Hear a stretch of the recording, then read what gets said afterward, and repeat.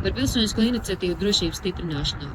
Sprādzienu bīstamā ģeopolitiskā situācija nevar tikt apturēta tikai lielvalstu savstarpējās sarunās. Katrai valstī ir jāveic savi mājas darbi.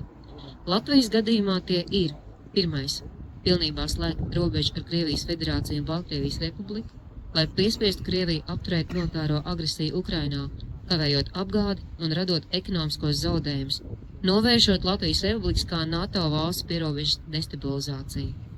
Otrais – izstāties no Otavas konvencijas un kopā ar Lietuvu, Igauniju, Poliju, Somiju veidot aizsargu līnijas pret agresoru valstīm – Krieviju un Baltkrieviju.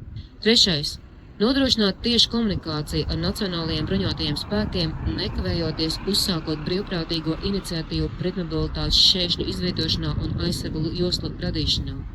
Ceturtais – pieņemt politiskus lēmumus Saeimā, nekavējoties ar juridisku jautājumu sakārtošanu pierobežas zemju izmantošanai aizsargu joslu ierīkošanā.